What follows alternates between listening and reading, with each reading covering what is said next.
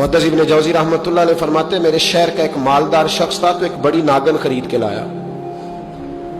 नागन सोने का अंडा देती थी नागन, और अंडा सोने का अंडा देती थी। उसके बाल बच्चों ने भी, एक ही बेटा था, बीवी थी, उन्होंने कहा अब्बा ये नागन है, इसका काम दसना है, तो तू ख्याल कर। क्या कहा था हज़रत सुल्तान बाहू ने, खारे खूह कदी मिठे नहीं थींदे, भावें सै मना गुड़ पाइए ते सप्पां दे पुत कदी मिठ नहीं थींदे, भावें चूलियां दूध पियाइए, इसकी फितरत में डसना है। तो ये डसेगी, बात खत्म हो गई। का नहीं, सोने का अंडा देती है। रख लिया घर में। बकरी रखी हुई थी, पालतू बकरी, बकरी को नागन ने डस लिया, बकरी तड़प के मर गई।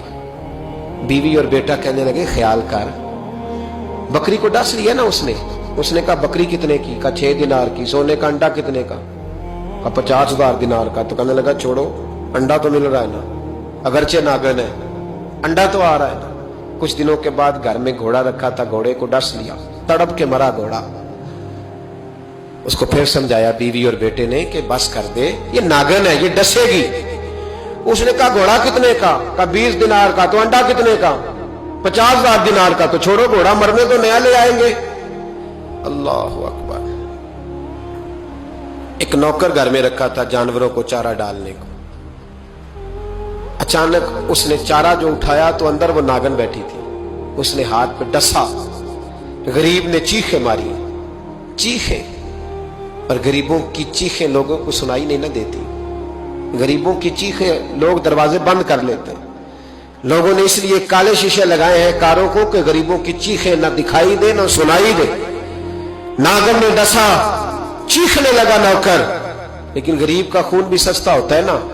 उसका सारा वजूद जहर से फट गया, लेकिन मालिक को तरस ना आया। कहने लगा नया मुलाजम आ जाएगा। अब बीवी और बेटे ने पैरों में बैठ के समझाया कि बस कर दे, इसको छोड़ दे कहीं या मार डाल, ये नागन है।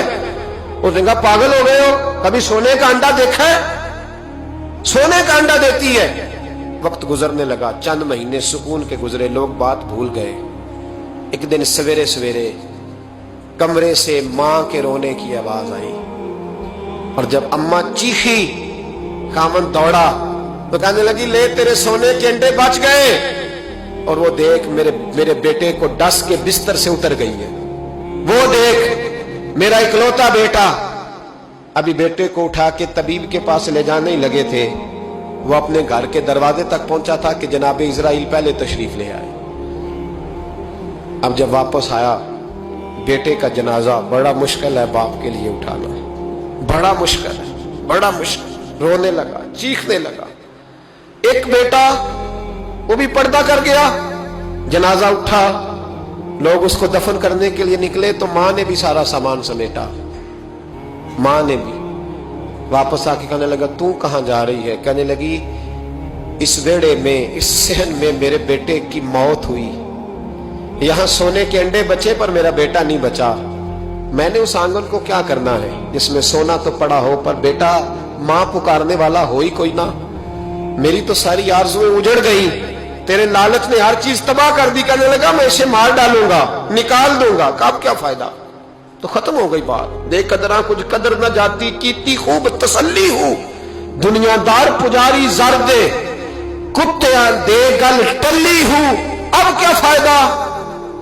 बीबी निकली तो शख्स चौक में आया, डंडा लिया, नागन को मारा। और इब्न जौजी फरमाते हैं वो पागलों की जिंदगी बसर करता था। उसके दाएं बाएं सोने के अंडों का ढेर लगा होता था। वो लोगों को कहा करता था मेरे जैसे लालची न बनना, मेरे पास ना बीवी बची, ना बच्चे बचे, ना घर बचा, ना कोई वफादार बचा। हाँ मेरे पास दौलत बच गई। आज लोगों ने दौलत बचाई, दौलत बचाई, दौलत सगा भाई अलहदा कर दिया, बहन से मुलाकात तर्क कर दी, ये पैसे मांगती है। लोगों ने हर रिश्ता नाता तोड़ दिया, दौलत बचाई, दौलत।